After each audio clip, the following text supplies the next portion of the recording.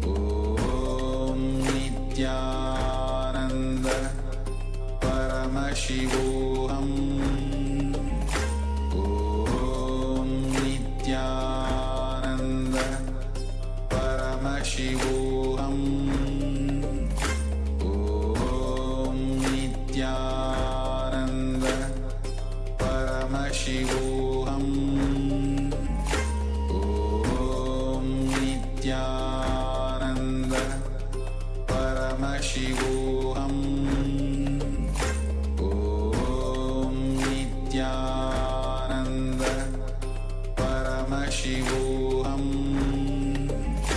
Om Nityananda Paramashivoham Om Nityananda Paramashivoham Om Nityananda Paramashivoham Om Nityananda Paramashivoham Om Nityananda Paramashivoham Om Nityananda Paramashivoham Om Nityananda Paramashivoham Om Nityananda Paramashivoham Om Nityananda Paramashivoham. Now, slowly return to your physical body. Start to wiggle your fingers and toes, rotate your wrists and ankles, and pull your knees up towards your chest, and circle your legs with your arms and rock your body from side to side. As you slowly return to a comfortable seated position.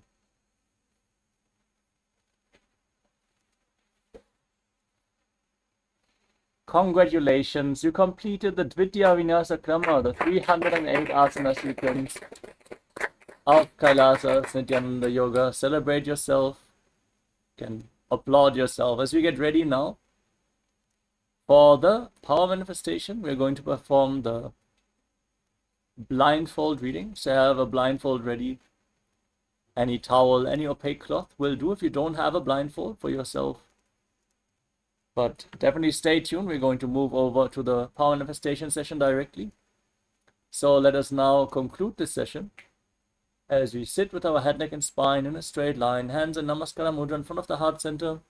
Close your eyes, take a deep breath, visualize Swamiji as we chant the Purna mantra. Om Purnamadah Purnamidam Purnat Purnamudachyate Purnasya Purnamadaya Purnamevavashishyate. Om Shanti Shanti Shanti Hari Om Tat Sat Sarvam Bhagavat Shri Nityananda Paramashivoham Om Nityanandam. Thank you all. Hope to see you all again tomorrow. Nityanandam.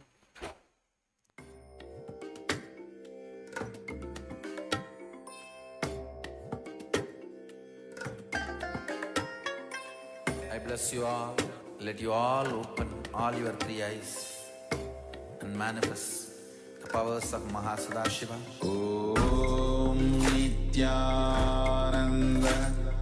Paramashivoham Om Nityananda Paramashivoham Om Nityananda Paramashivoham Om Nityananda Paramashivoham Om Nityananda Paramashivoham Om Nityananda Paramashivoham Om Nityananda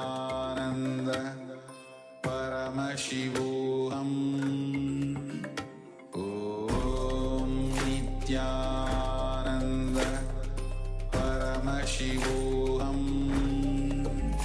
Om Nityananda Paramashivoham Om Nityananda Paramashivoham Om Nityananda Paramashivoham Om Nityananda Paramashivoham Om Nityananda Paramashivoham Om Nityananda Paramashivoham Om Nityananda Paramashivoham.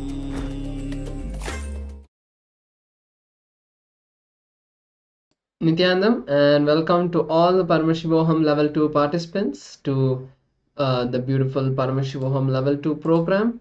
Once again, let us now enter today's sessions starting with the power manifestation. We have all just performed the 308 Nityananda Yoga Dvitiya Vinyasa Krama sequence.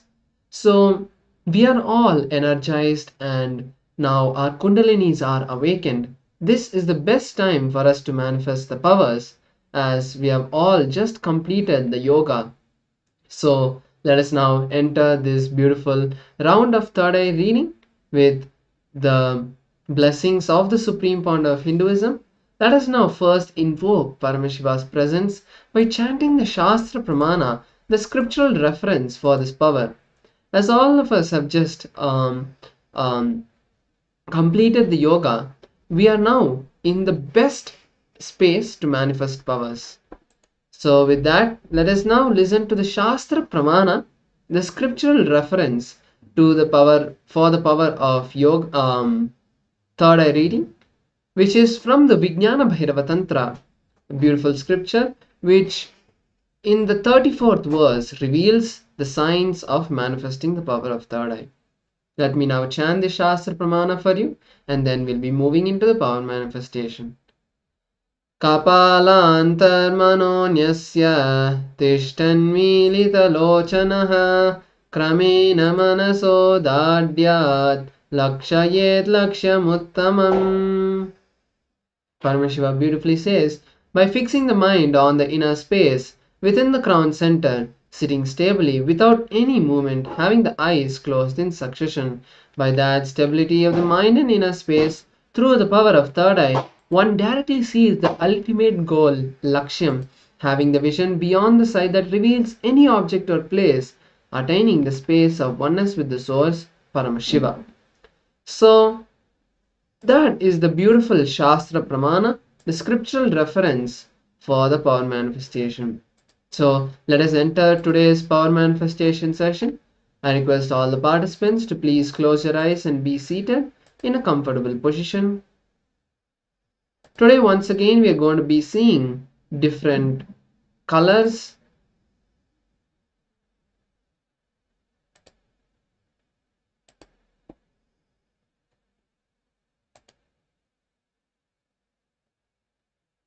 So please close your eyes.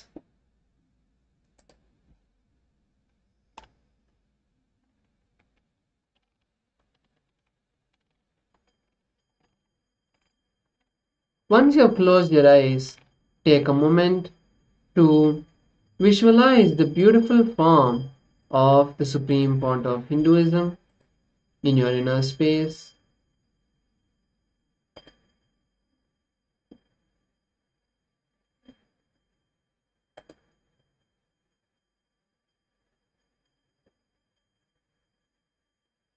Now, let us start chanting the Mahavakya. Om Nityananda Paramashivoham. The first color is being projected for all of you to see. You can now start seeing and request Swamiji to reveal to you whatever is written.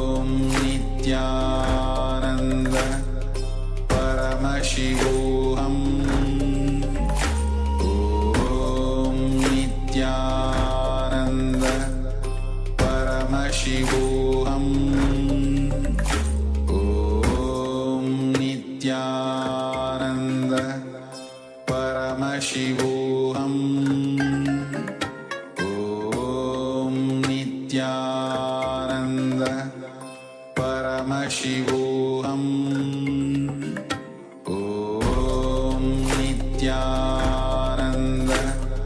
Paramashivoham.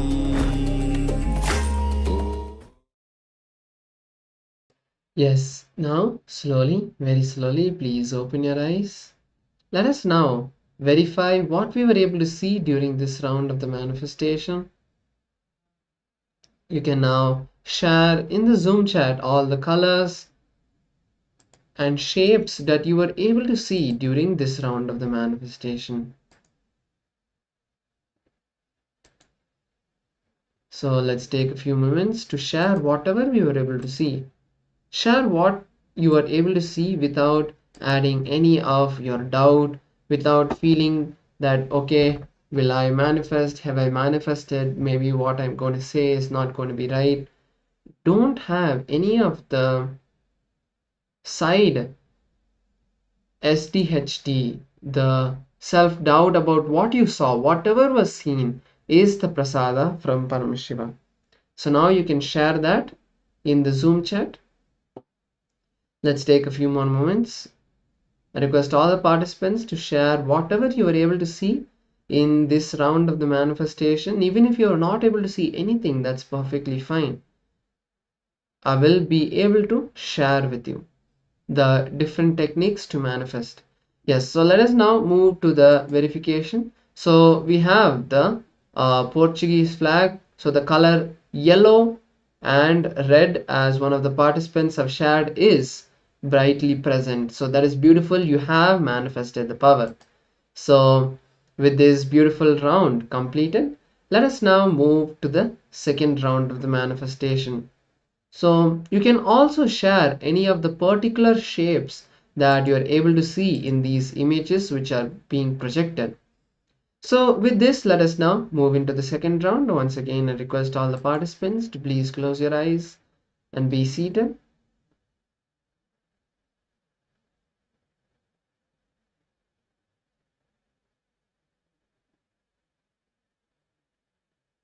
Close your eyes and be seated in a comfortable position. And once you do, start visualizing Swamiji in your inner space.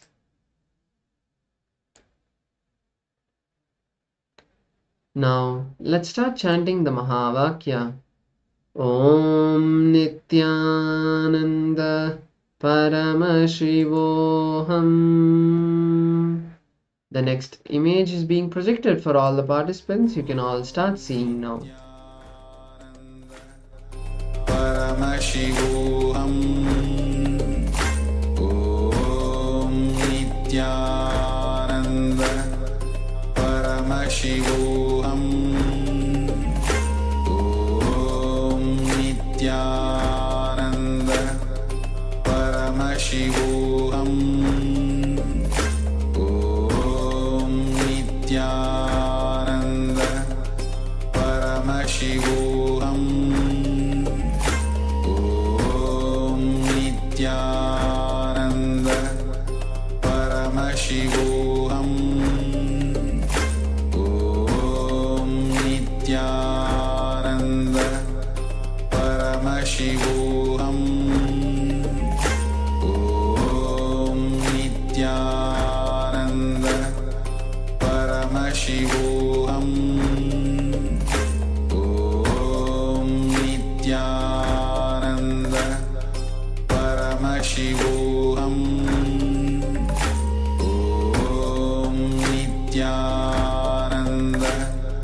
Paramashivoham Om Nityananda Paramashivoham Om Nityananda Paramashivoham Om Nityananda Paramashivoham Om Nityananda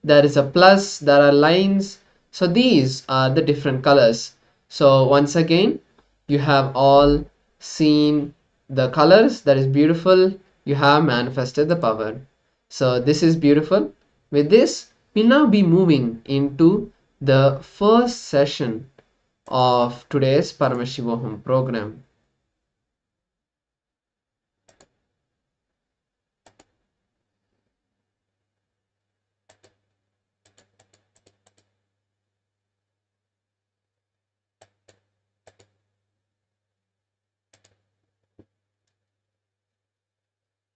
So in today's Paramashivoham program, we are going to be learning about some very powerful cognitions from the Supreme Point of Hinduism about the science of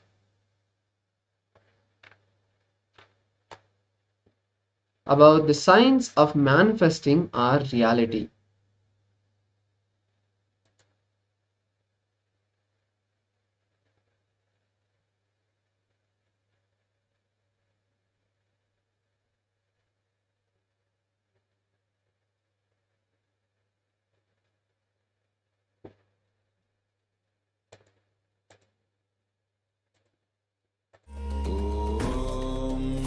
Nityanand परमशिवोऽहम् ॐ नित्यानन्द परमशिवोऽहम् ॐ नित्यानन्द परमशिवोऽहम् ॐ नित्यानन्द परमशिवोऽहम् ॐ नित्यानन्द परमशिवोऽहम् ॐ नित्यानन्द परमशिवोऽहम्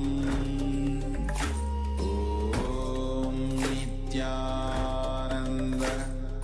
परमशिवोऽहम् ॐ नित्यानन्द परमशिवोऽहम् ॐ नित्यानन्द परमशिवोऽहम् ॐ नित्यानन्द परमशिवोऽहम् ॐ नित्यानन्द परमशिवोऽहम्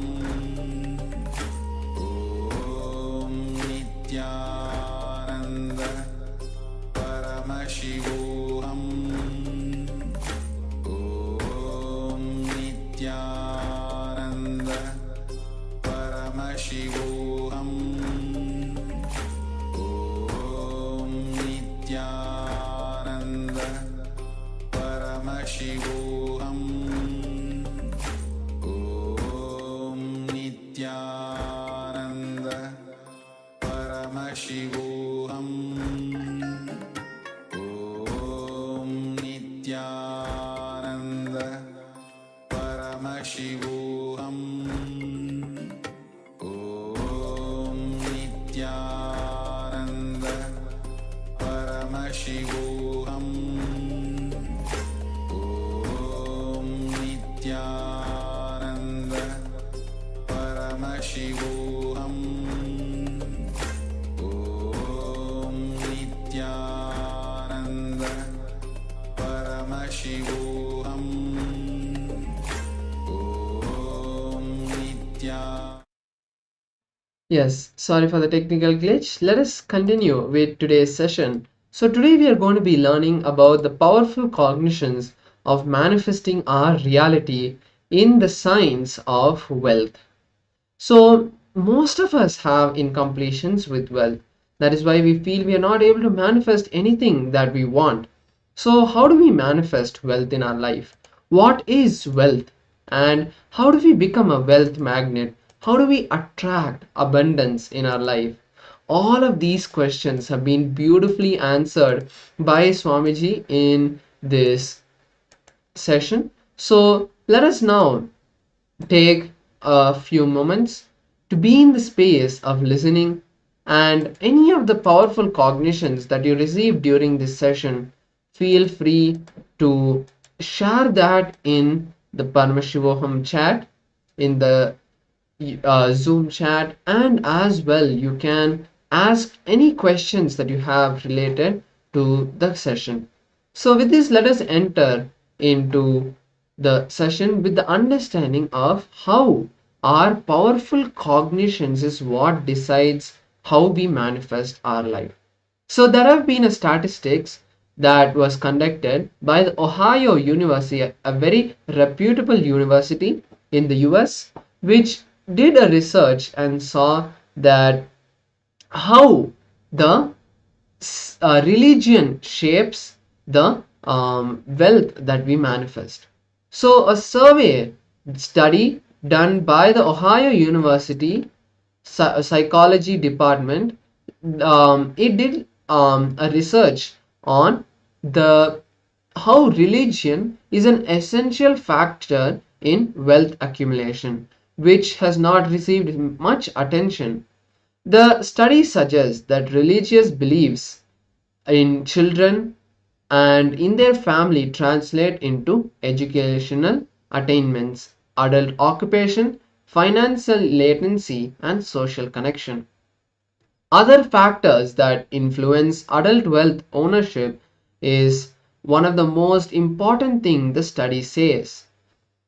It says that it is not just the religious affiliation. People who attend religious service regularly accumulate more wealth. God pays you, and some of the very interesting pieces of information. We are sharing this information with you so that you can understand why we are learning about wealth. So the study that was conducted says that there's a direct connection between the religious belief and the accumulation of wealth. So the conservative Protestants don't accumulate too much wealth. Jews encourage pursuits that lead to wealth accumulation, high income careers, and investing. You will be shocked that the median net worth of a Jew is 150,000 US dollars, 3 times more than the net worth of an entire sample of conservative Protestants, Baptists, Seventh-day Adventists, and Christian Scientists, which is only 26,000 US dollars. So your wealth is nothing but you celebrating your ability to contribute. Understand, anything is elongated, expanded by celebration. And the more and more you celebrate in your life, the more and more you will get involved, the more and more intense, the more and more beautiful, the more and more expansive you will be. So in the Sanskrit, there's a word called artha, means wealth. It means how much you are able to be wealthy, how much you able to mean to society, that much you will be wealthy. So becoming meaningful part of humanity is the science to manifesting wealth. Understand, not only wealth guaranteed by being a meaningful member, everything else cannot be considered as wealth. How can you contribute? By contributing. What you generate is wealth, nothing else. Artha is being contributing a meaningful part of society. Wealth is not something outside from you, it is the extension of what you are. You go on accumulating something in your life if that is your source. If you are conscious, organized, you accumulate wealth. Otherwise, you accumulate poverty, but you go on accumulating something in your life. Wealth is the power to feel that life is overflowing in you, that life is there not to put you down but to raise you up and make yourself a celebration. So celebrating life is the way to manifest wealth. Money is a simple extension of your understanding. about your strength, your strong belief on you. I am not talking about some mystical or impractical formula. It is a miracle that happens in each and every one of our life. It is a formula which is there for each and every one of our life to manifest wealth. The right attitude towards money is understanding that money is has only utility value. For the things you do, you don't need to suffer or feel that you don't have enough, nor feel overloaded or develop arrogance. Neither being influenced nor having to be influenced by having is the right awareness that you have to have, the right attitude you have to have. Ability to do your mission every day is wealth for your life. So the ability to complete and be intensely active is wealth. So what is wealth as per Hinduism? So wealth as per Hinduism is knowing the knack of how to be useful to society.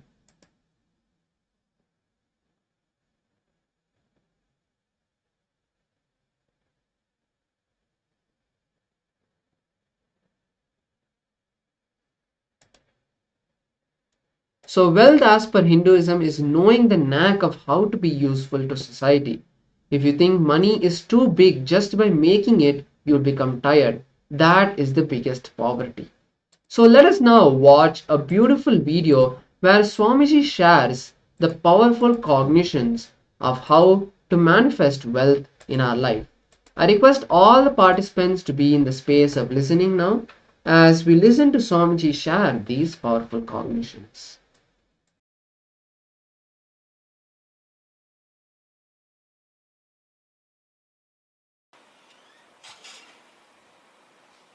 Let me explain this word Nitya Dana Yoga.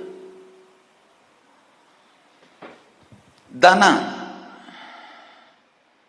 in Sanskrit, this word Dana not only means money, it means abundance.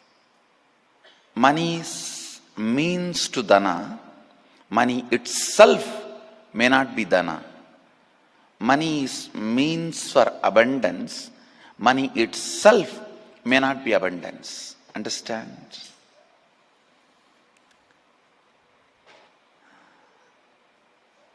Real abundance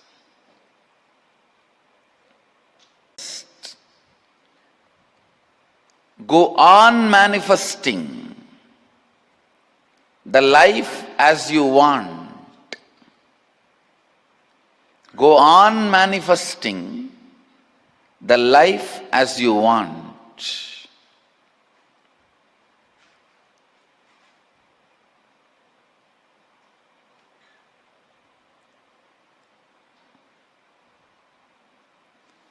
If you just have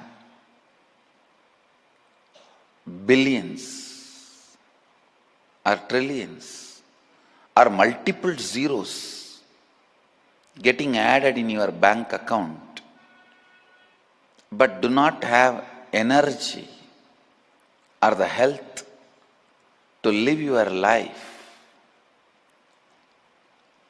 and feeling tired and bored all the time, I won't call you person with abundance. You may be a person with a lot of money, but not wealth or abundance.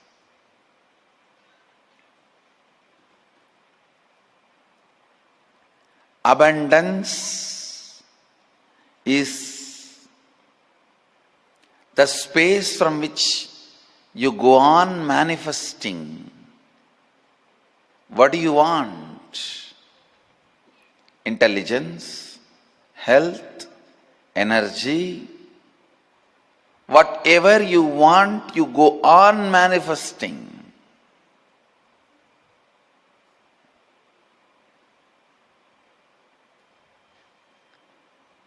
So the difference between money and abundance should be made very clear. I am not saying don't have money. I am not saying don't earn money. No. I am not saying that. All I am trying to tell you is money has its own limited utility. Do not equate just the money for abundance, then you are mistaken. Money is great in its place. That cannot be equated to abundance.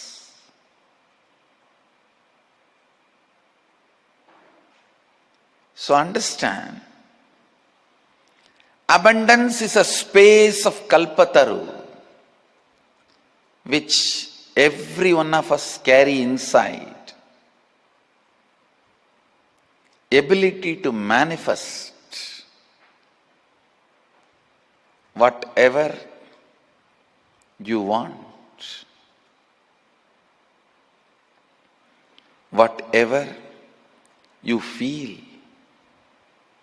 whatever you think as a completion of your life.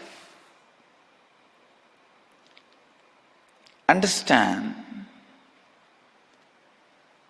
that is why the original Vedic tradition was never currency based. It was direct grain based or metal based. The lower rung of the economy was grain based, and little higher rung of the economy, the mid level of the economy, was metal based. The highest level of economy was precious stone based, but never imaginary currency based.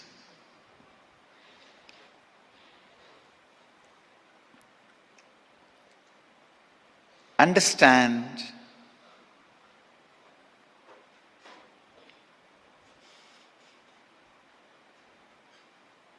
I am not against the currency or I am not against the money, but you need to know, just money alone cannot be abundance. You need to have clear idea about abundance. Only then you can manifest it.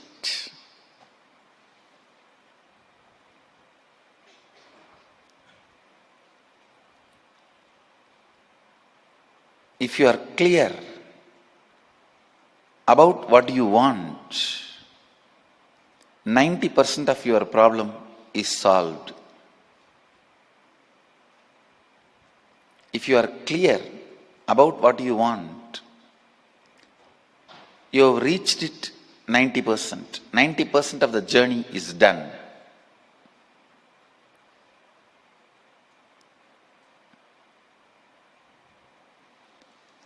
So remember,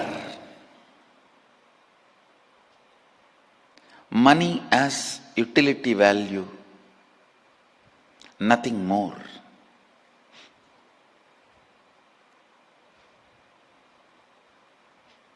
Abundance is something more than money. It may include money also, but it is more than money.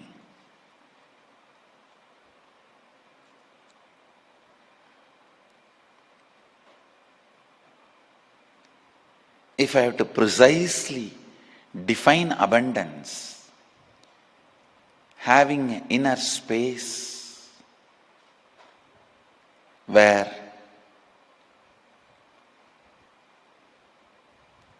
you manifest,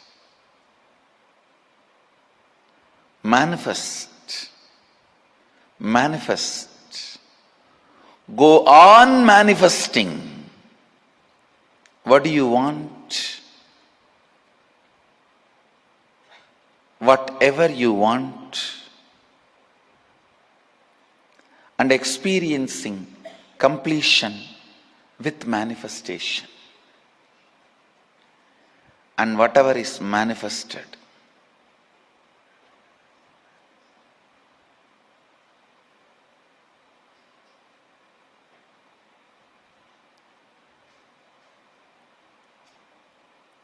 So be very clear about the word dana.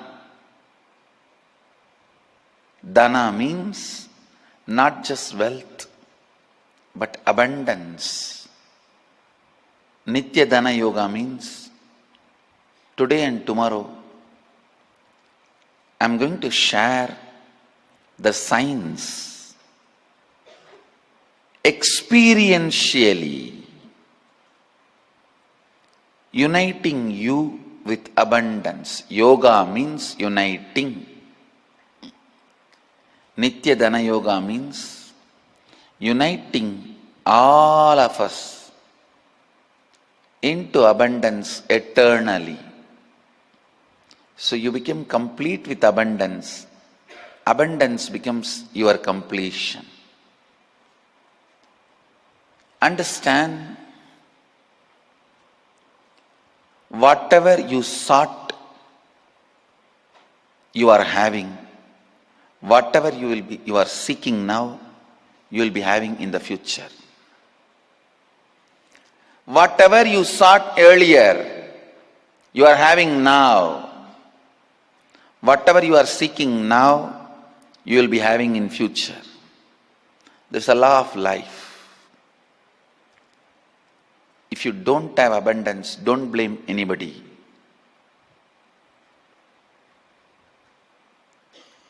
Maybe this is what you sought. You may ask, why will I seek poor health? Why will I seek poverty? Why will I seek all this? Why? We will see the answer further.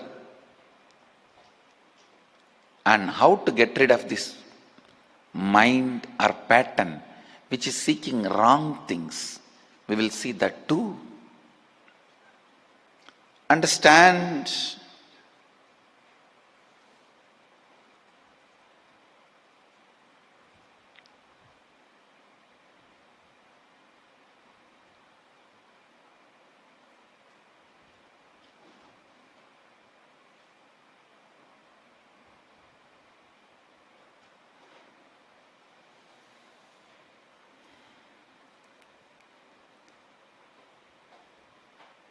the whole science I am going to present it to you experientially will unite you with eternal abundance, will give you the glimpse of eternal abundance. The space from which what you want is manifested.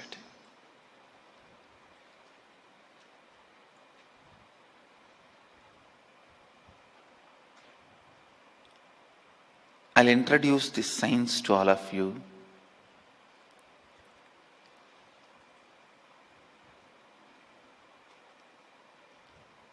Listen.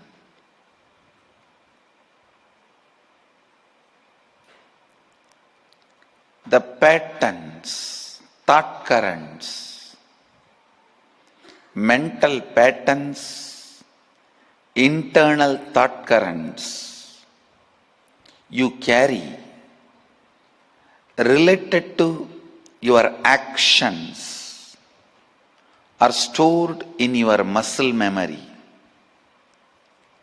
Please listen carefully. For example,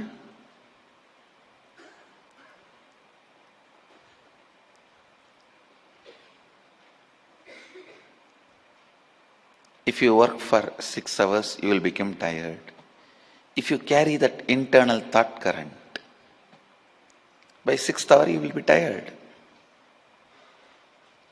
Sometime, if you are driving to see your friend, after that 6 hour also you will not be tired because that doesn't look like work. Listen, friend's house is never too far away because the memory you are going to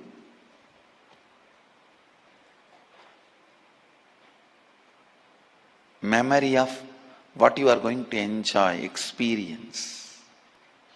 That keeps you up, alive, and active.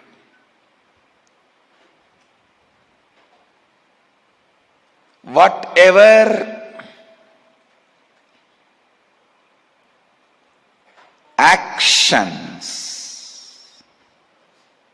you do,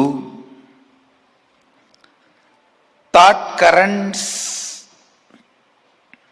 mental patterns you carry about the actions,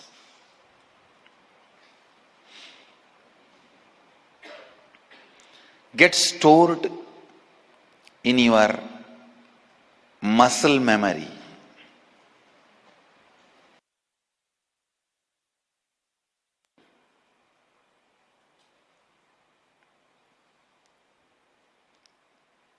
Muscle memory.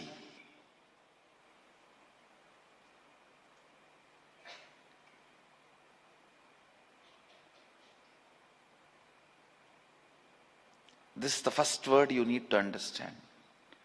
All your thought currents, mental patterns you carry about your actions get stored in your muscle memory. All the thought currents, mental patterns you carry about your own self, I call that as cognition. That stays in your biomemory. Listen. Your idea about wealth. If you think, oh, making money is very difficult, protecting is very difficult, money means horrible. If you carry these ideas, cognitions, stay in your biomemory. Listen. Internal patterns, mental thought currents you carry about your actions get stored in your muscle memory. Internal thought currents, mental patterns you carry about you, your cognitions, not about your actions, but about very you, the cognitions.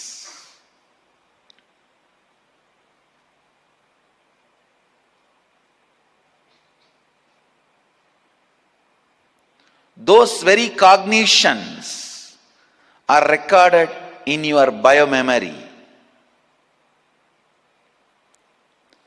For example, if you carry the cognition, rich people are always rude, violent. That very cognition is enough. It will never make you rich. It will never allow you to become rich, because you feel, if I become rich, I may become like rowdy. I may become arrogant. Understand? The cognition you carry is very important, whether for money or for wealth or for abundance.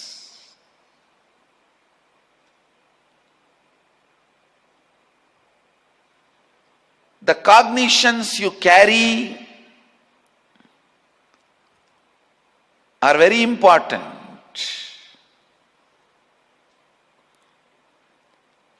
If you are attracting poverty, if you have attracted ill health, if you have attracted incompletions in your life, be very clear. You have attracted it. Means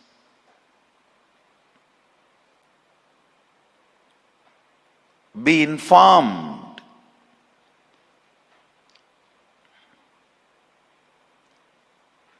either in your muscle memory or in your biomemory, you carry mental pattern or internal thought current which cherishes, enjoys poverty, ill health, incompletions for various reasons. You always associate that piousness with poverty. You always visualize being pious with poverty. Maybe you cherished a wrong visualization, wrong image, wrong thought current, wrong mental pattern.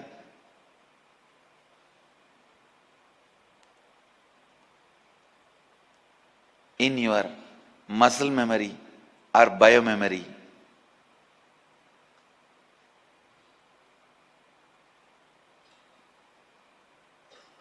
in your doing cognition or being cognition, in your doing memory or being memory. Maybe these two words you will easily understand. Instead of muscle memory, we can use the word doing memory. Instead of biomemory, we can use the word being memory.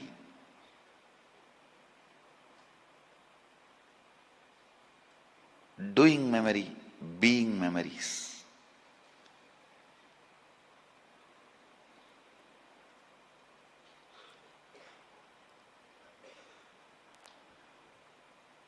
Now it is time you should discover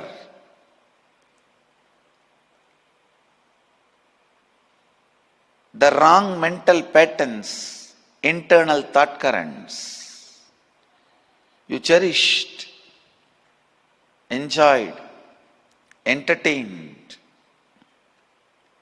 in your doing memory and being memory.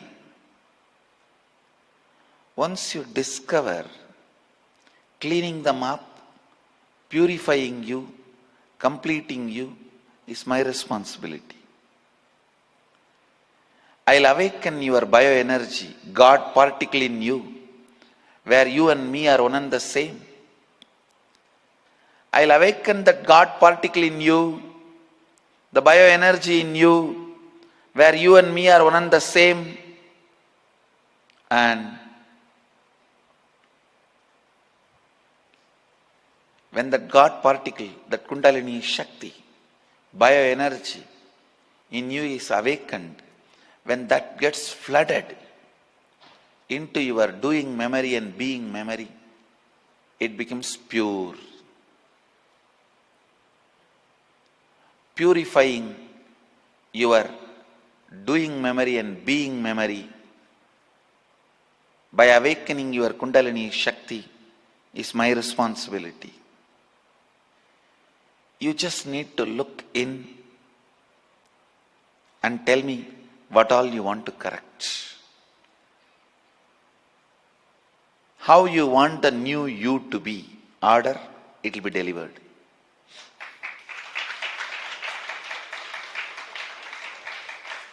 That is why I am introducing this science. I am introducing this science to you to make you understand and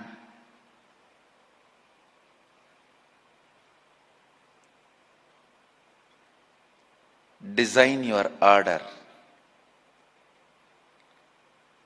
What do you really want? What kind of a doing memory you want? What kind of a being memory you want?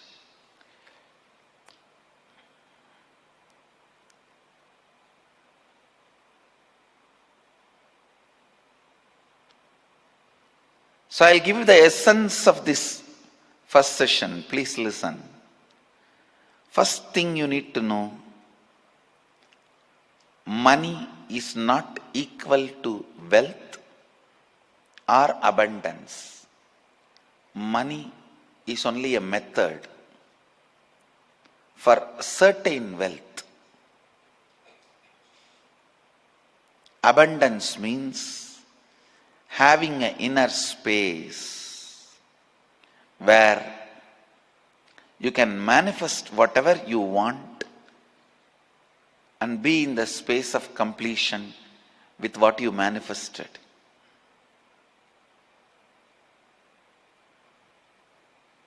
Next,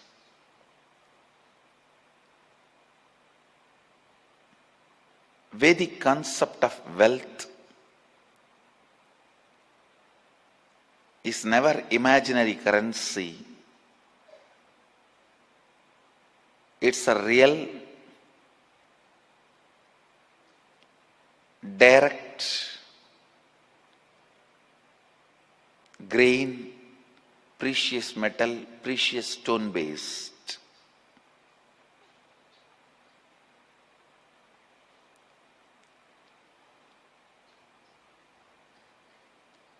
Next, the signs. Listen.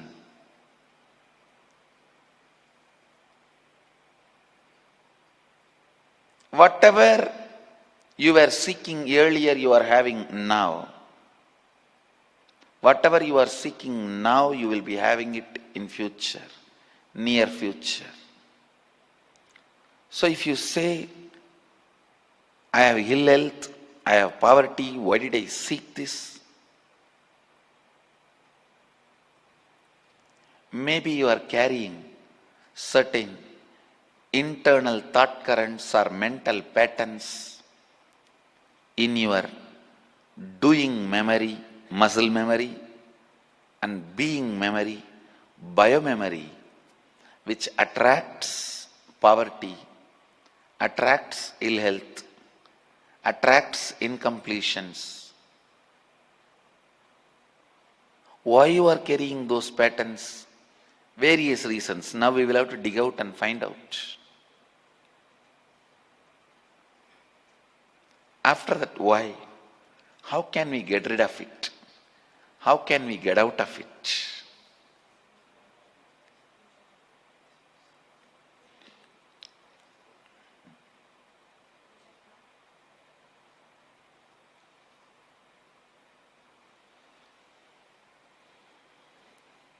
First,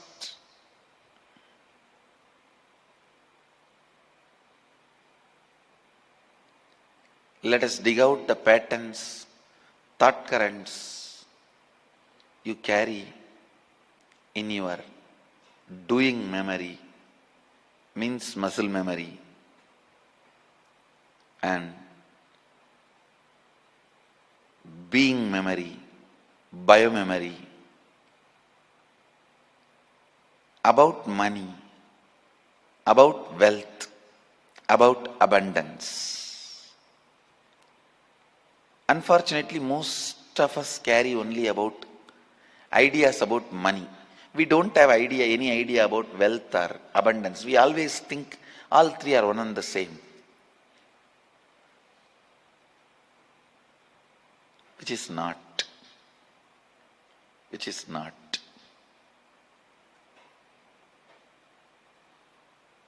Now, let's spend few minutes with ourselves. Try to look in internal thought currents,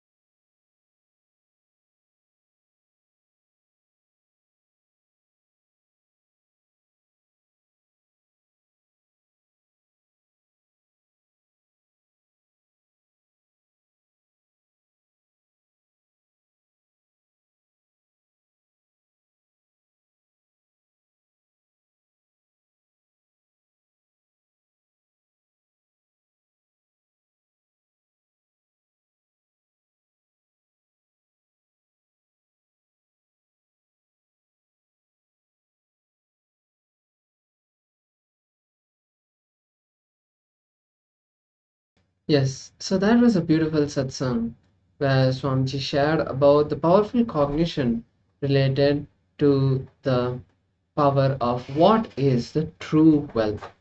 Let us now enter and understand the essence of this session. So the essence of this session is that people who understand everything is a number become wealthy just like that. Nothing but understanding numbers is enough. If your brain is able to be friendly with numbers, you will become wealthy. People who have incompletion with numbers will not be able to manifest wealth. So let us now take a few moments to do this process where we write down our ideas related to wealth. So write down all the desires you have related to money in three forms: earning, spending, and saving. For each of the desires, identify if you have any of the conflicting, contradicting, or complicating desires. Clearly describe them. Make a list of conflict free, complication free desires in all the aspects of earning, saving, and spending wealth. Let us take a few minutes to do this. If you have any questions, please feel free to ask.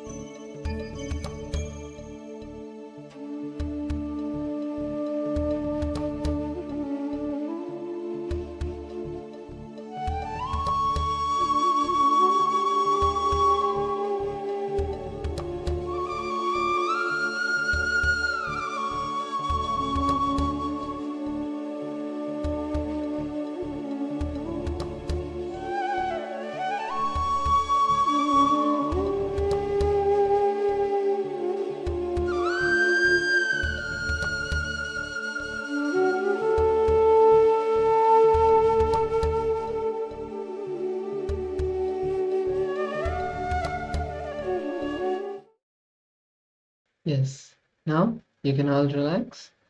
I hope all of you were able to complete the exercise of writing down the desires you had related to the three different aspects of wealth, which is earning, saving, and spending. So, with this, we come to the end of this beautiful exercise. Let us now enter a quick round of power manifestation where we are going to be manifesting the power of Ashtamaha Shaktis.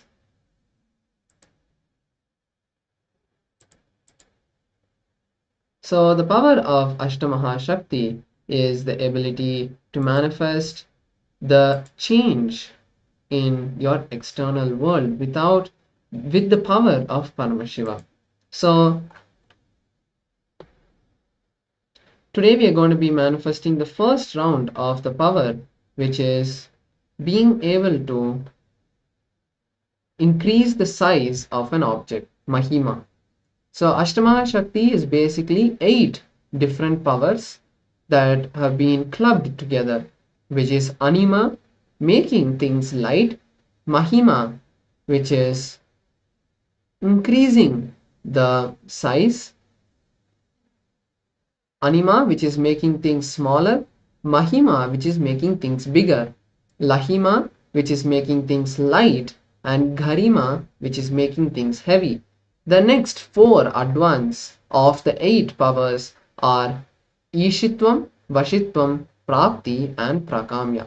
So these 4 powers will be manifesting in the Paramashivoham level 3. For this Paramashivoham level 2, we'll be focusing only on the first 4 powers. So first is the Shastra Pramana, the scriptural reference for the power of Ashtama Shaktis. This is from the Vijnana Bhairava Tantra. The Ashtama Shakti Shastra Pramana is from the Shiva Samhita, another scripture where Paramashiva reveals many of the power manifestation sciences. So let me chant the Shastra Pramana, give you the translation, and then give you the technique for this power. Maranam khadyate tena sakenapi na khadyate tasya syat parama siddhir animadi guna prada vayus sancharate dehe rasavriddhir bhavedruvam akasha pankaja kala piyu samapi vardate. So the translation goes as, death is eaten by Paramashiva. Paramashiva is eaten by none. He manifests the highest power such as Lahima and Mahima. The wind energy moves equally through his body. The juices of his body are also increased, rasavriddhi. The nectar extruding from the ethereal lotus, Akasha Pankaja, also increases in him. So the technique to manifest this power is very simple. So first will be placing the object that we want to increase the size of. You can even place a pencil or a ring, anything is perfectly fine. So place the object on a piece of paper and then draw the outline of that object. Once you do that, then what we'll be doing is place the object in your hand and then connect with Paramashiva, connect with Swamiji, and request Swamiji to manifest the increase in size by chanting the Mahavakya. And then after the manifestation, we'll be verified. So let us now take a few minutes to first measure. Once you do that, place the object in your hand, close your eyes, start chanting the Mahavakya and request Swamiji. Let us begin the manifestation. Nityananda Paramashivoham Om Nityananda Paramashivoham Om Nityananda Paramashivoham Om Nityananda Paramashivoham Om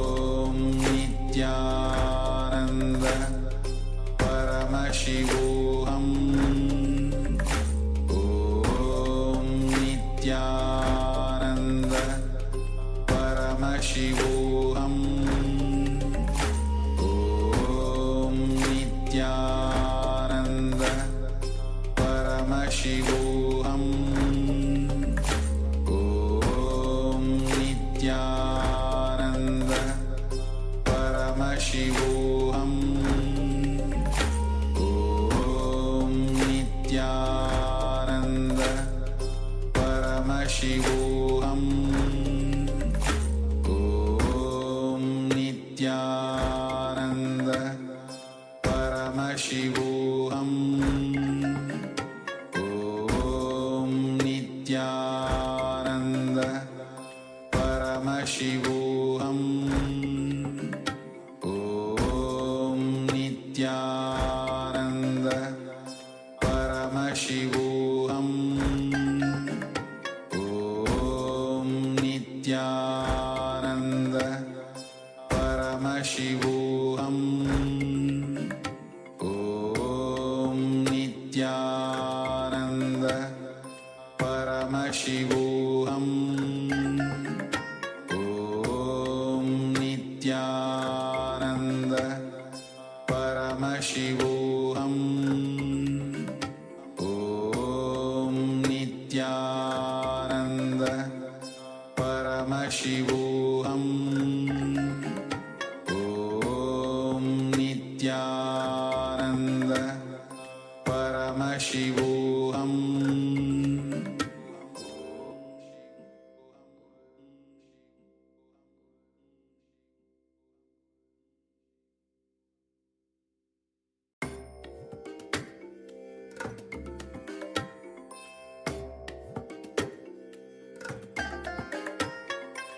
I bless you all. Let you all open all your three eyes and manifest the powers of Mahasadashiva. Om Nityananda Paramashivoham Om Nityananda Paramashivoham Om Nityananda Paramashivoham Om Nityananda Paramashivoham Om Nityananda Paramashivoham Om Nityananda Paramashivoham Om Nityananda Paramashivoham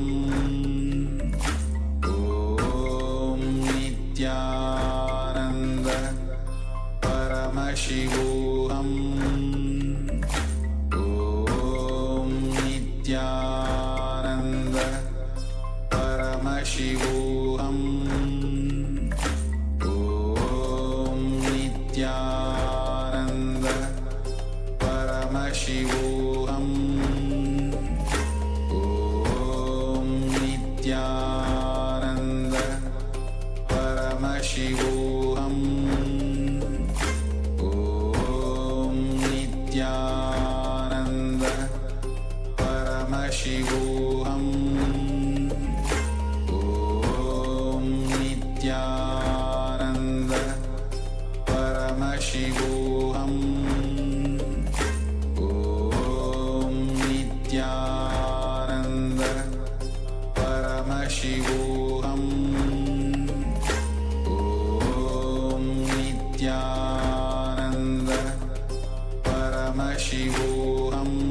Paramashivoham Om Nityananda Paramashivoham Om Nityananda Paramashivoham Om Nityananda Paramashivoham Om Nityananda Paramashivoham Om Nityananda Paramashivoham Om Nityananda Paramashivoham Om Nityananda Paramashivoham Om Nityananda Paramashivoham Om Nityananda Paramashivoham Om Nityananda Paramashivoham Om Nityananda Paramashivoham Om Nityananda Paramashivoham Om Nityananda Paramashivoham Om Nityananda Paramashivoham Om Nityananda Paramashivoham Om Nityananda Paramashivoham Om Nityananda Paramashivoham Om Nityananda. Yes. So now let us verify the manifestation. Now once again place the object back in the outline you have drawn and see if there is an increase in the size. And if there is, that is beautiful, you have manifested the power. So this is the power of Lahima. You may think that what is the practical use in my life? The first step of this power is only being able to increase the size of the object. But after that, you can do n number of things with this power. Whether it is increasing the quantity of your bank balance, or it is increasing your height, or it is increasing your muscle mass if you want to look stronger, or it is increasing the intelligence, the ability to process knowledge. Whatever field you want to increase, you can use this power. So this is why we are manifesting this power, so that we can manifest our reality in the way we want. So with this, we come to the end of this beautiful power manifestation session, and now we are going to be moving into the next session. So the next session is all about the science of logic of richness from the Supreme Pontiff of Hinduism. We are going to be watching this beautiful video where Swamiji shares the science of how to become rich.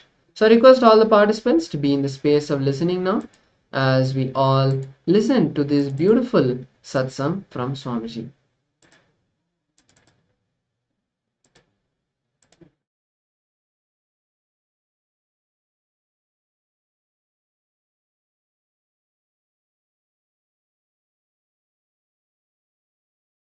A real rich man will be always generous. Thus, he will have so much confidence that he can manifest richness. When a poor man becomes rich, he will always be miser. Understand? Because he doesn't know the logic of richness. Logic of richness. Richness can continue to exist as richness only if you allow your currency to be current. Listen carefully. By holding, never anybody can remain rich. Only by allowing the currency to be current, you can be rich. Poor man who does not understand the existential principles of economy, existential economic principles, remains as miser after becoming rich. A real rich man understands it is generosity keeps the richness alive as rich, not being miser. Paramashiva knows, and he is the source of this existential principles about economy, existential economic principles. He is not only rich, generous. Paramashiva Jnana is available to the whole world. Just map it to your consciousness. What do you want? And start manifesting. Start manifesting. That's it. That's it. I tell you.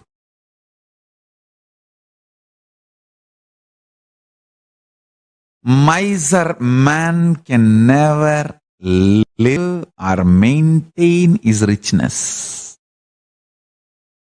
And violent man can never be energetic intensely. No. He may be aggressive for short time, but cannot be energetic consistently. Only non-violence, inclusiveness, friendliness, intense love supplies consistent energy. I tell you, non-violent man, even if he screams, it will be all about making you alive and living. Violent man, even if he gives you a gift, it will all be about either to convert you or destroy you. Understand?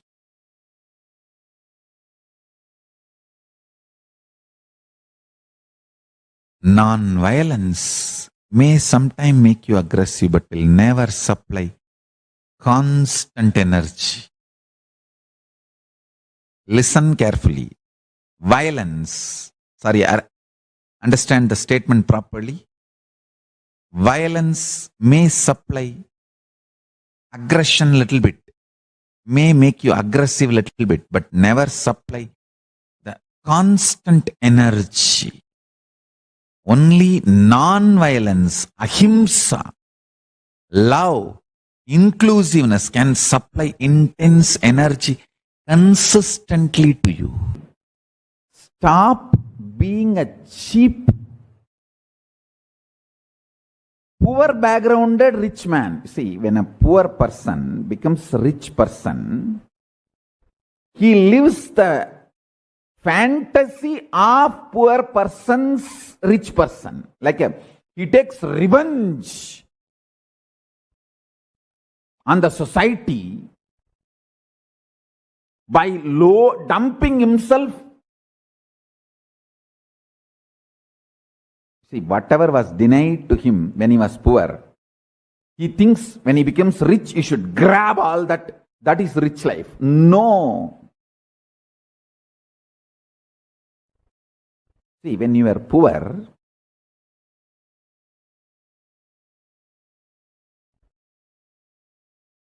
the quality food was denied to you is wrong. So add quality food. A good food which brings strength to your body. But junk food was denied to you is a blessing. Don't try to dump your body with junk food. The poor man's fantasy of rich man, even if you live the poor man's fantasy of rich man, you are a rich man according to poor man, not the real rich man. Real rich man knows what is needed for him. Logic. It is like a poor man trying to live the fantasy of rich man and calling it as a rich man's life. Rich man is a man who worked for his richness and knows the signs of sustenance. Understand? When a man creates richness, manifests, he understands the signs of maintaining rejuvenation and what all the delusions and complications richness can bring, and how to get out and how to liberate himself from this so-called richness. A man who can play all 5 games with richness is rich man. Not who owns richness or who is imprisoned by his richness. A man who is imprisoned by his richness is living the poor man's fantasy of rich man's life. If you have richness and still you have insecurity and complications and incompletions about richness in any form, you are only living the poor man's fantasy of rich man's life.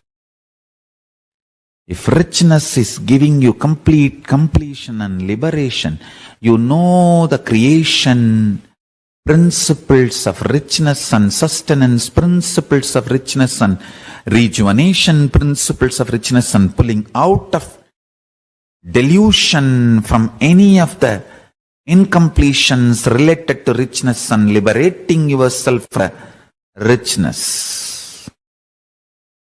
If you are completely complete about your richness, you are a rich man.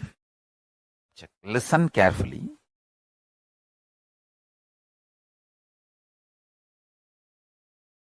Inner space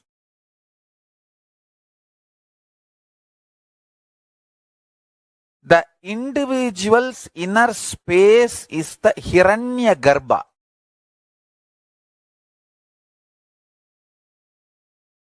For individual's life to manifest.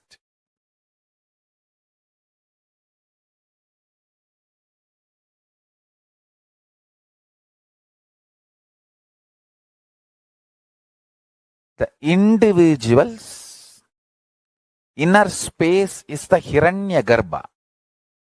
For the individual's life to manifest.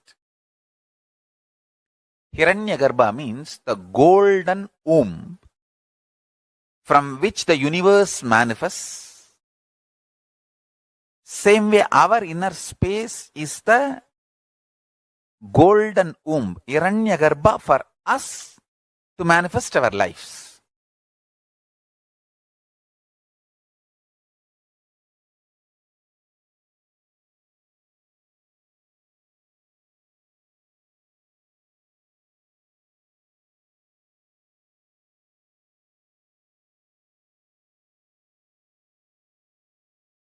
The Hiranyagarbha should always be joyful, celebrating. Listen carefully.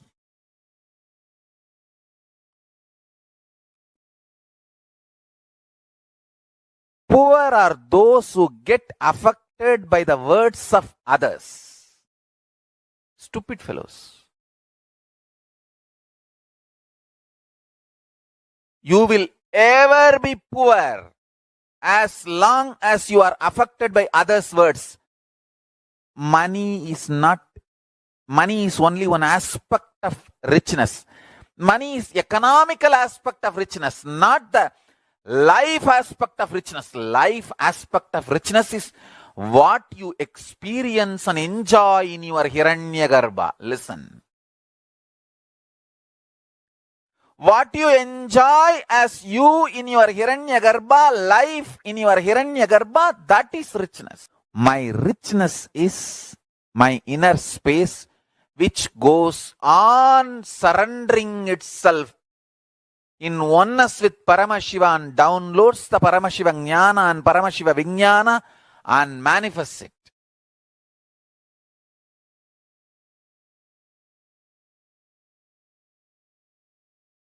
That is my richness. Listen.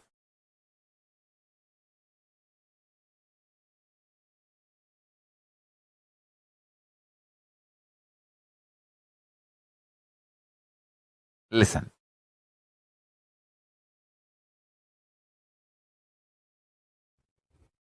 The inner space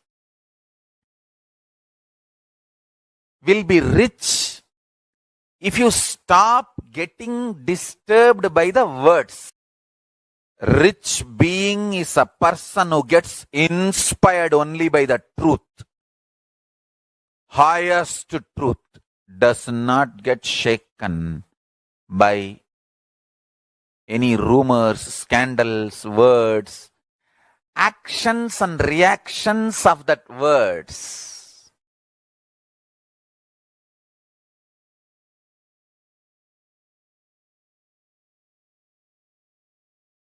Tirichi Swami used to tell me, வார்த்தைக்கெல்லாம் பயப்படக்கூடாதுப்பா தம்புடு, சாமியார்களுக்கு மான அவமானம்லாம் இருக்கப்படாது, வார்த்தைக்கெல்லாம் பயப்படப்படாது.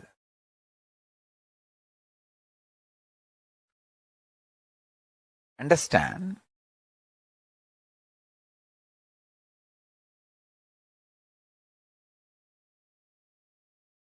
I tell you, you can keep your inner space richest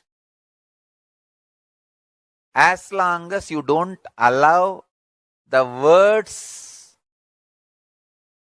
affect you. Actually, I tell you, all my disciples, don't allow anyone's words to enter into your inner space other than my words. Just listen to my words. That is enough for you and your life's purpose. And do your business, generate wealth, carry on with your career, business, life. Other than your business, listen only to my words, that's enough for you. Nothing else is required. What else is required for your life? Nothing else is required.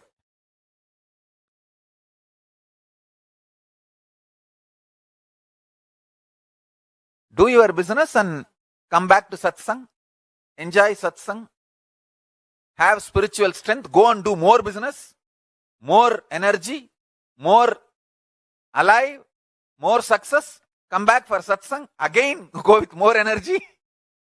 I am here simply sitting and pumping you with energy. Enjoy. Yes. Enriching makes you rich.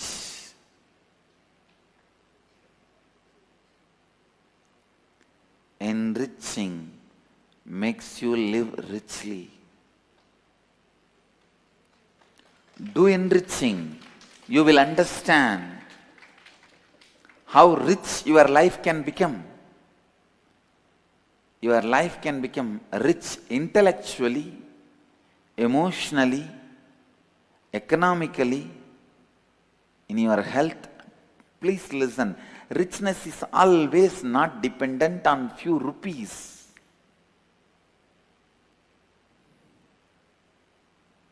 The few zeros you have in bank balance, I tell you, after it crosses 80, it is not even going to affect your day-to-day life.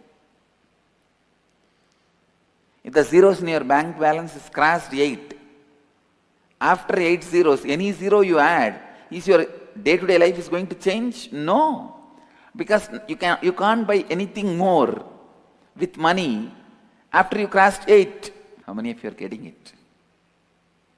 That's it. That's all. That's all I am saying. केवल लाभान्वित करने से ही आप संपन्नता के साथ जी सकते हैं. Rich in having people. I tell you,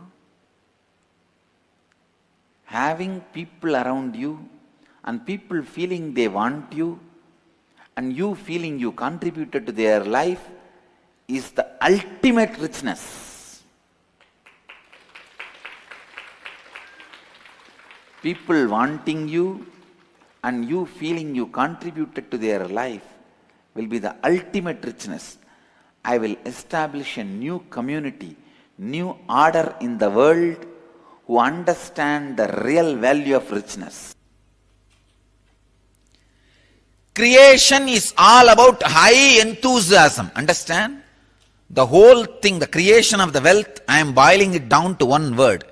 Intense high enthusiasm. I challenge and I promise. Just radiate high enthusiasm in any line you touch. Even if it is a line of collecting garbage, show high enthusiasm. Maintain the high enthusiasm 11 hours a day. 11 hours is something like a cycle. I am saying 11 hours a day, just for 21 days maintain high enthusiasm. Do it as a practice. Anything you do, I challenge. Not only you will attract tremendous wealth, suddenly the very attitude and life you are having, attitude and life, attitude and attitude towards life, both will take a quantum leap. High enthusiasm. I can say, maybe I can use a word, a little strong word, terrific enthusiasm.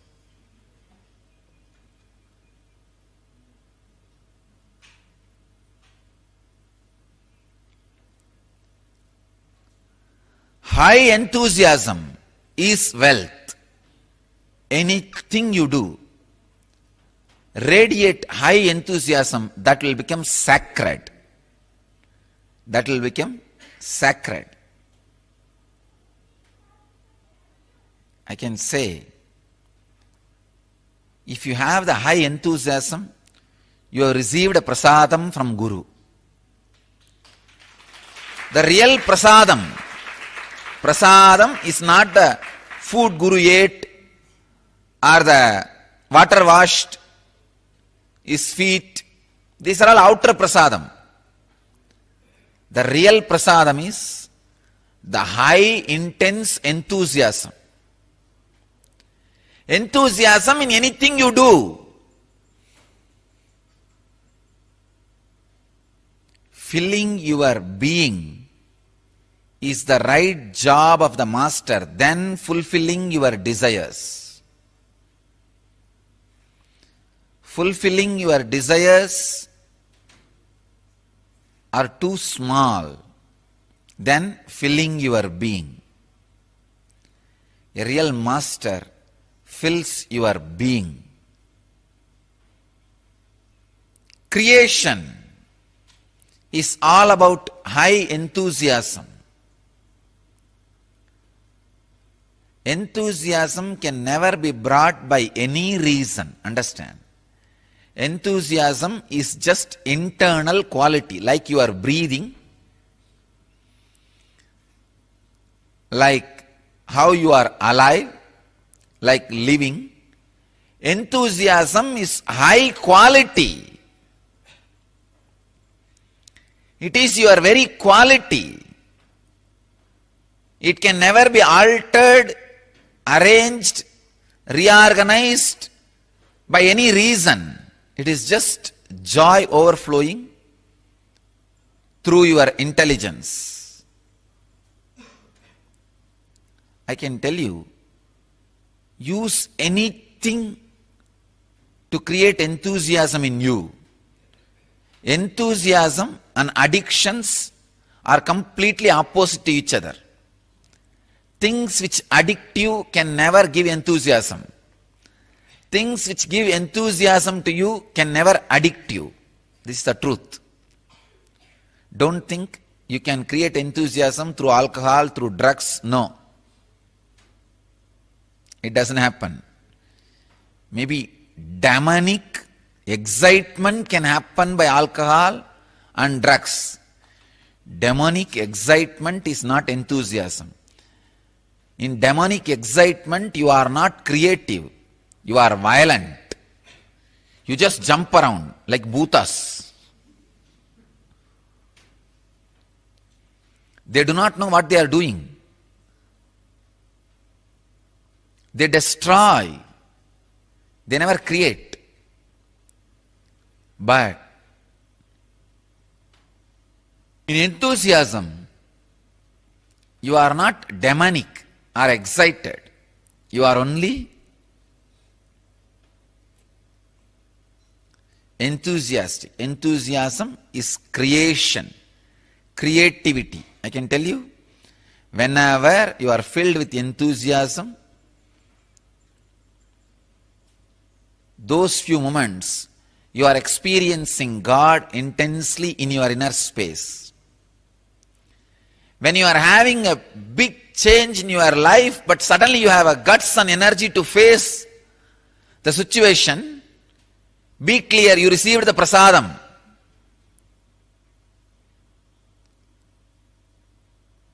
Sacred prasadam. High enthusiasm is real wealth.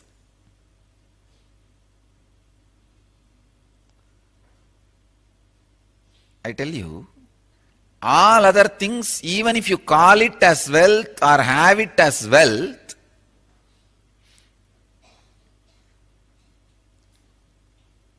it doesn't stay in you as wealth, stay with you as wealth. High enthusiasm is intense wealth.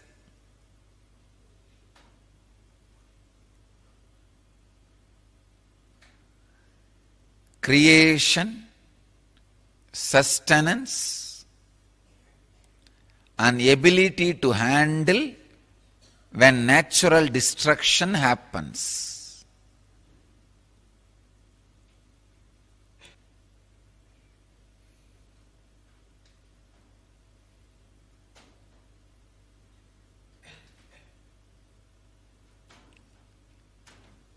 Extraordinary enthusiasm,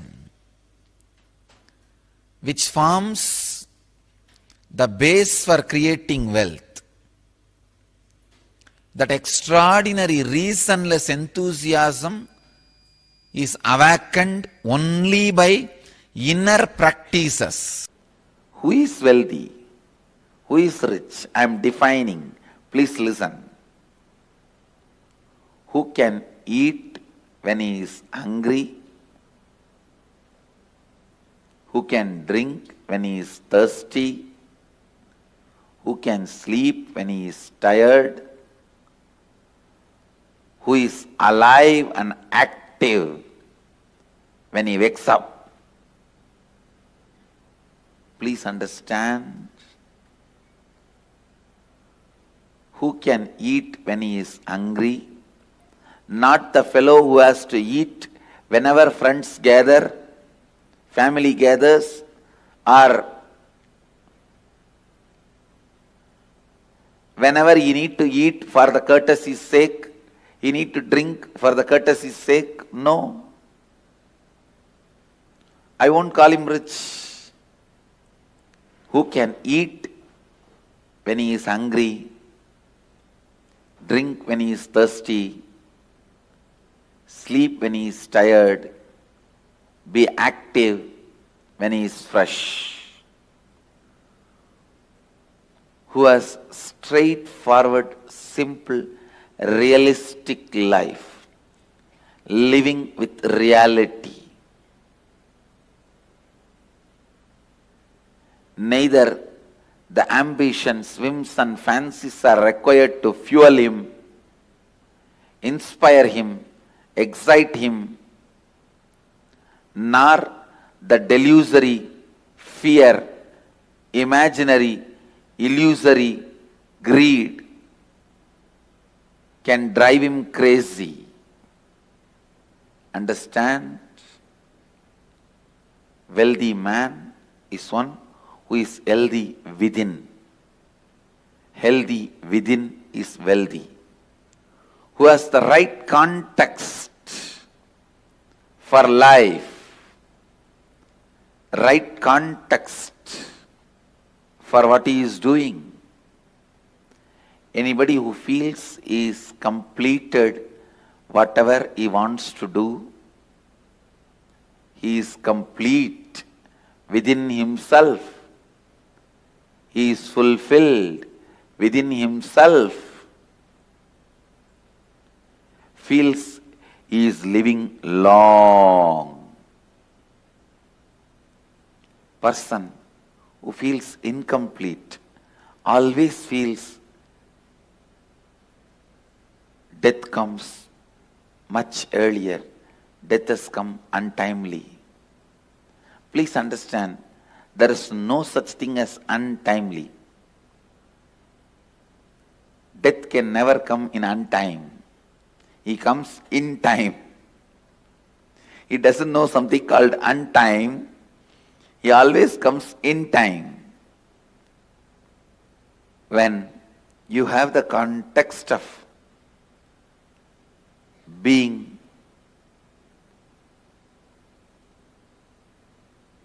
in the space of fulfilled,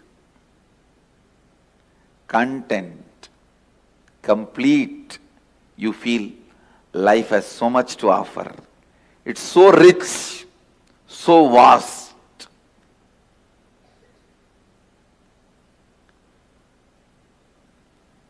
The person who feels life has so much to offer, life itself is too much, is wealthy. He lives wealthy life.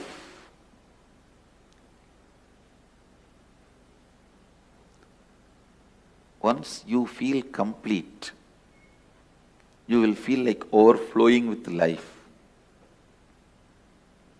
sharing it with the whole world.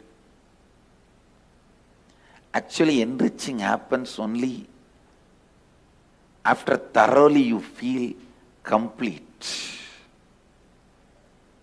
You support others. You enrich others. You enrich everyone's life only when you feel fulfilled, completely complete. What is wealth, Not 100 crore sitting in bank, but spending that in activities and charity what for we are created. And making again the money flow into it and continuously spending and making it flow, making the circle happening is the wealth of an organization, not the 100 crores sitting in the bank. Understand? If I think the 100 crores sitting in the bank is a wealth, bank will be wealthy, not me.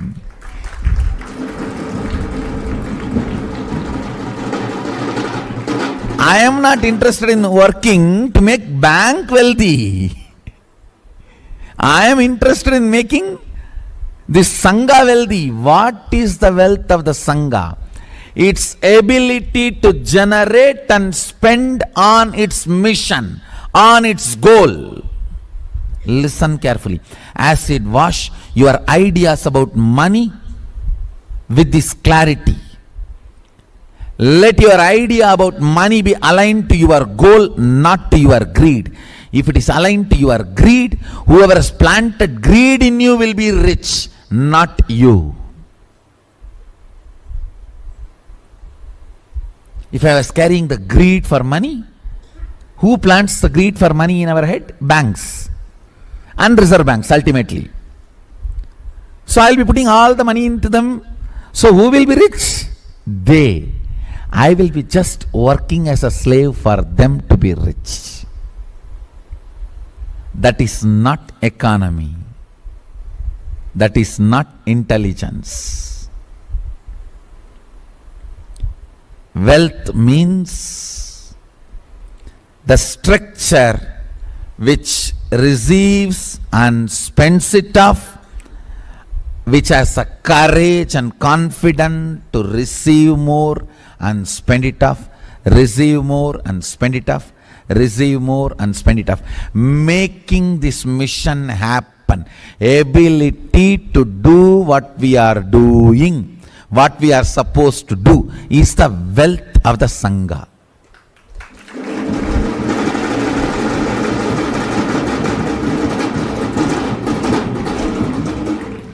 Not the currency sitting in the bank.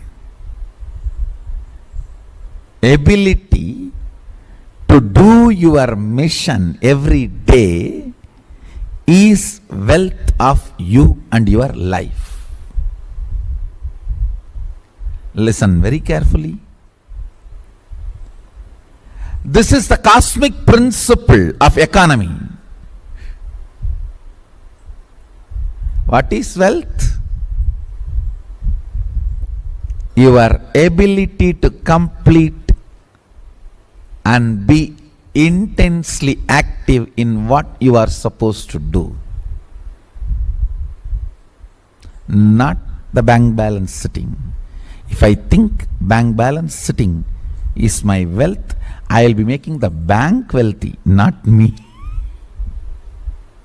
And I am not interested in working to make somebody else wealthy. No, I am very clear. I am brilliant. I'll tell you one small powerful cognition.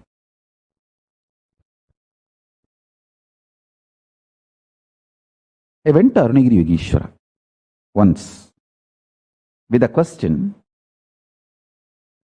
why somebody is rich, somebody is poor? Sometimes it seems like good people are poor and bad people are rich. This kind of this socially inflicted delusion. The delusion inflicted by society upon me. With this, I went to Arunagiri Yogeshwara. He laughed and said, hey, I tell you, if you experience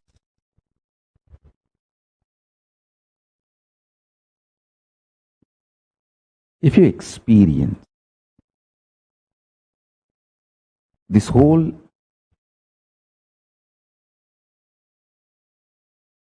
science of wealth and how to be wealthy,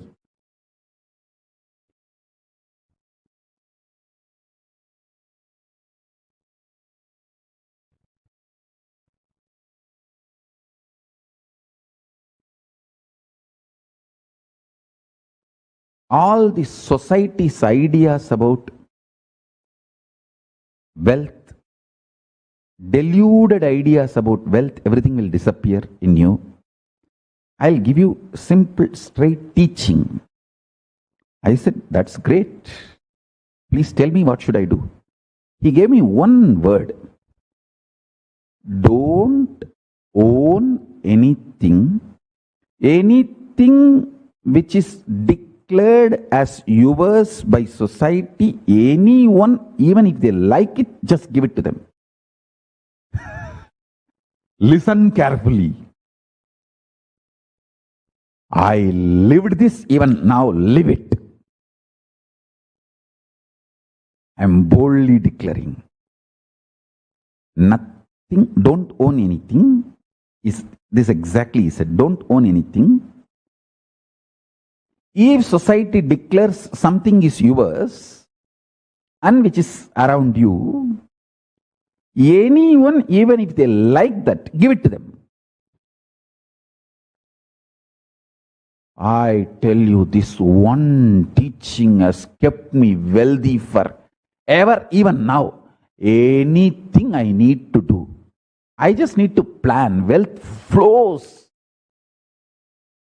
Sometimes I even feel overflows. If I have to make a nation, I just have to plan and present it to Paramashiva. Simply wealth flows. If I have to make a Reserve Bank, I simply have to plan and take it to Paramashiva. Simply wealth flows. Anything, sometimes I don't even know to plan. I ask Paramashiva, Mahadeva, how to plan? The plan also flows.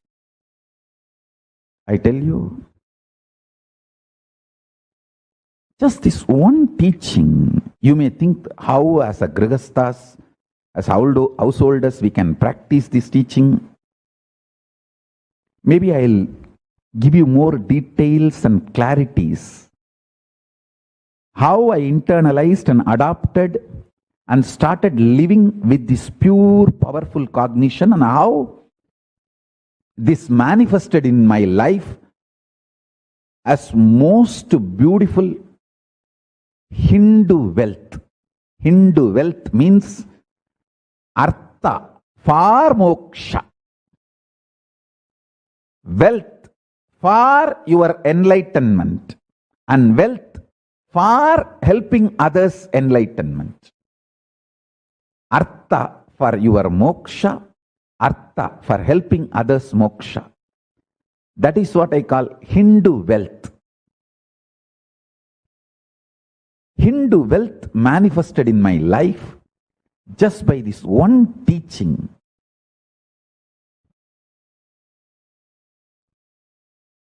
Of my Guru, Arunagiri Yogeshwara.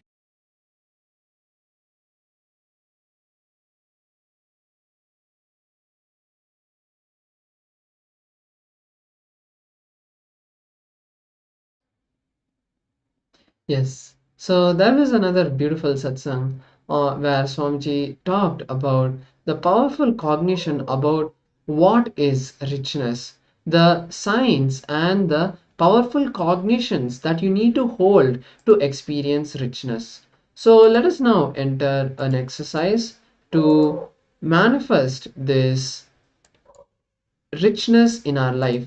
So the essence of this session is maintain the high enthusiasm for 11 hours a day. 11 hours is a cycle. Do this as a practice. Anything you do, not only you will attract tremendous wealth, suddenly the very attitude and life you are having, the attitude and life, the attitude towards life will both take a quantum jump. Yes, the Supreme Pontiff of Hinduism very clearly declared that it doesn't matter what you are doing as long as you do it with the high enthusiasm for 11 hours a day. Even if you are just cleaning the streets, contributing to society in some way, do it with a high enthusiasm. Now declare that you will maintain intense high enthusiasm for 11 hours for 21 days to attract tremendous wealth and experience the breakthrough. So let's make this declaration and start fulfilling it to experience the breakthrough in wealth manifestation. So with this, let us now move into a small kriya, a yogic practice to manifest our reality. So we are going to be doing the N kriya. This kriya has been given by Swamiji to awaken our kundalini. When our kundalini is awakened, any decision we take, will be able to manifest that just like that, because that is the inner potential energy that is there inside all of us. That is Paramashiva. The energy to manifest anything is there with the kundalini. So just by activating this kundalini, you will be able to manifest your reality. So the N Kriya is a profound yogic practice derived from the ancient Nada Sampradaya, aimed at balancing life's prana for health, mental clarity and spiritual awakening. Scientifically validated to increase the mitochondrial cell energy, the Kriya offers an anti-aging benefit and a pathway to enlightenment, embodying the legacy of the Vedic masters and promoting holistic transformations. The benefit of N-Kriya is the N-Kriya offers multiple benefits, including significant increase in the mitochondrial cell energy, leading to transformation, drastic enhanced physical health, mental wellness, emotional fulfillment, and awakening the spiritual consciousness. It harmonizes the body's pranic layer movements, leading to a vibrant, enlightened state of being. So with this, let us now enter this process. First, in the first step, sit in Vajrasana or Padmasana. So either in a kneeling position with your feet flat on top of your heels, or with your feet on top of opposite thumbs. Perform Nadi Shodhana. Close the right nostrils with the right thumb and inhale as deeply as possible through the left nostril. Then close the left nostril with the middle and ring fingers together. Then exhale through the right and inhale through the left. So you alternate through which nostril you exhale and inhale. This is one cycle. Do this at least 11 times. We're going to project the instructions on screen. Let us enter into this step of the Kriya. So once again, repeating the instructions, it's very simple. Just inhale through the left nostril, exhale through the right nostril, inhale through the right nostril and exhale through the left nostril. Each time you inhale and exhale through both the nostrils, that whole circuit, that is one time.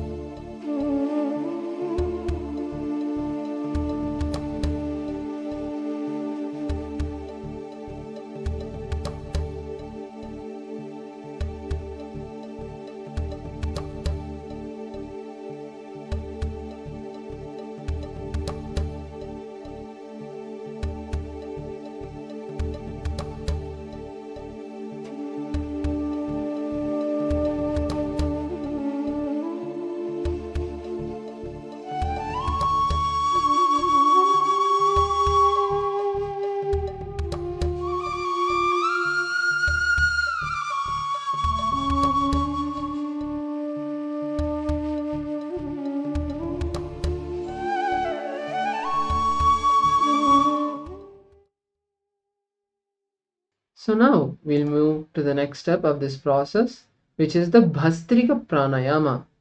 The Bhastrika Pranayama is a very powerful pranayama, breathing technique, where you pull your lower abdomen in and up simultaneously and exhale forcefully.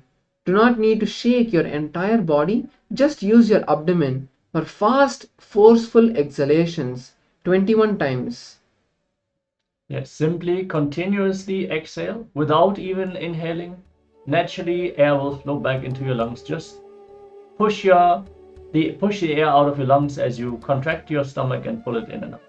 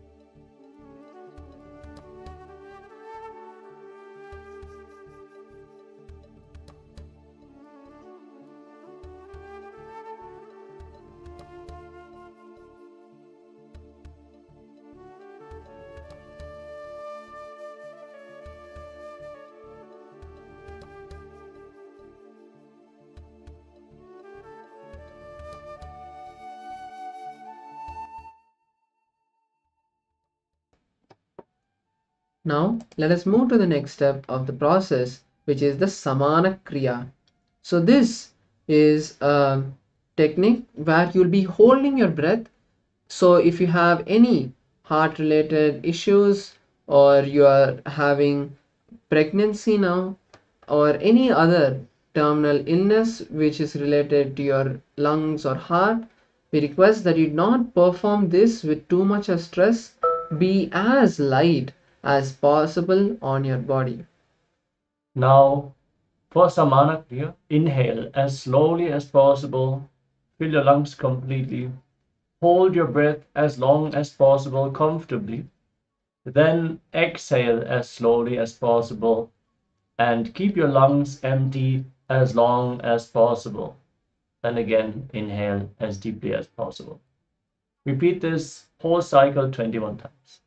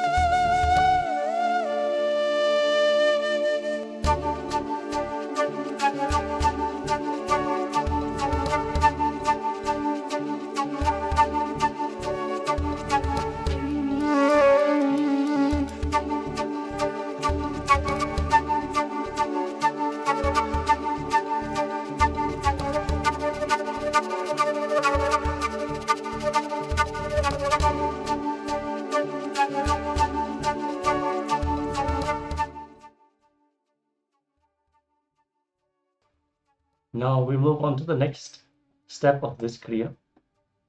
Put both your thumbs in your respective ears. Index finger and middle finger on the eyes. Ring finger on the nose and little finger on the lip. This is called Shambhavi Mahamudra. Again, if you suffer from high blood pressure, or if you're currently in pregnancy or suspecting you might be in pregnancy, please don't perform these intense kriyas. Close all the 5 senses and block the nostrils. Stop the energy going out. Send the whole energy intensely in. Hold your breath as long as possible. Release it when you feel you cannot hold it anymore. Do this 21 times.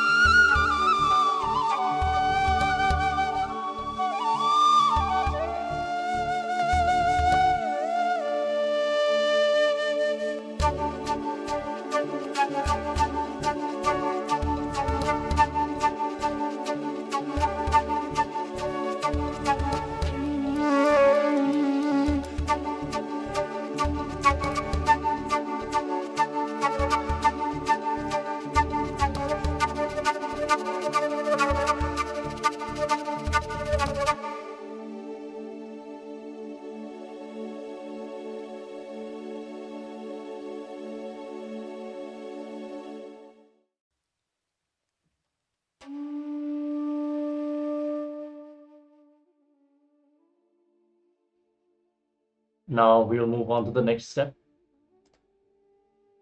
Now do intense humming for the next 7 minutes. This is not a mantra like Om. It is simply humming. Hum deeply from your navel region for the next 7 minutes.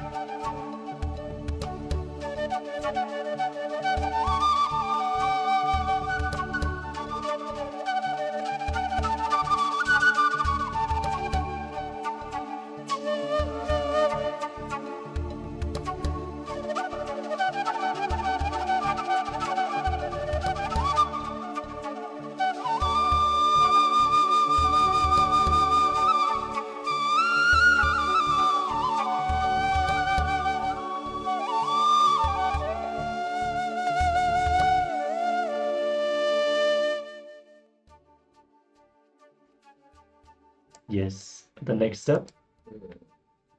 Shakti Dharana meditation. Stand on both knees and raise your hands towards the sky. Connect with the master, facing towards the direction of the Bididi banyan tree. Connect with the master and feel his intense energy landing on you. When you feel you are filled to the brim with energy, surrender to the earth by bowing down towards the earth. Place your hands on the ground and empty yourself. Visualize the energy that you have been collecting inside is now flowing into the ground in deep gratitude to the earth. Then again, raise your arms. Again, fill yourself with the energy from the master. Repeat this process at least 7 times.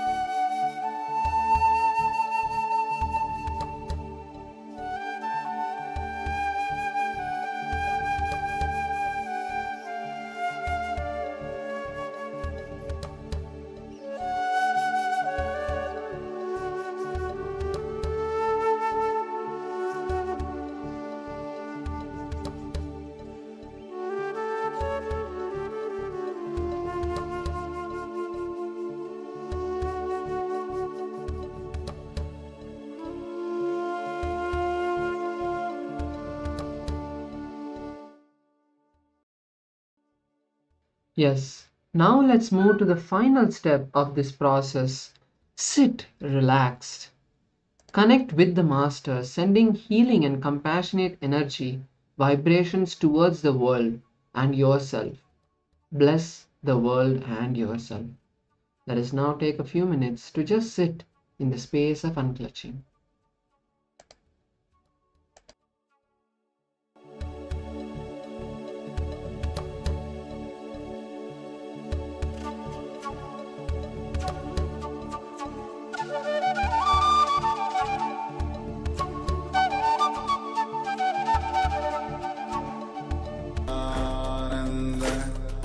Paramashivoham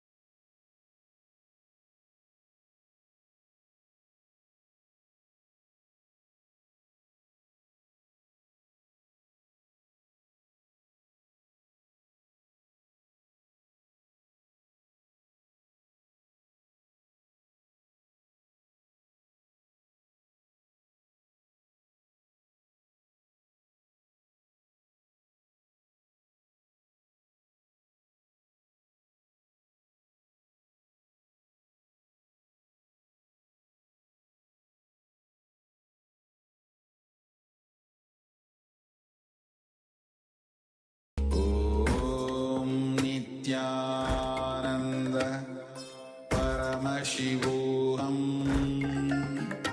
Om Nityananda Paramashivoham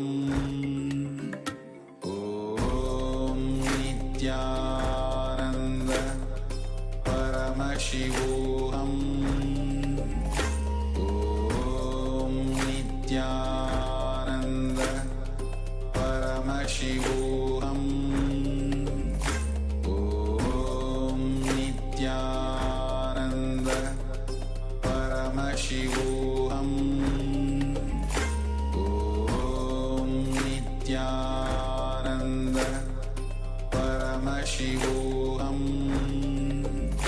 Om Nityananda Paramashivoham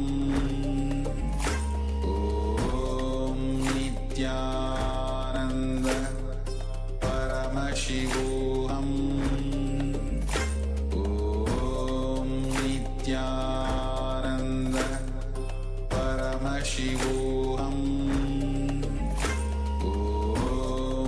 Nityananda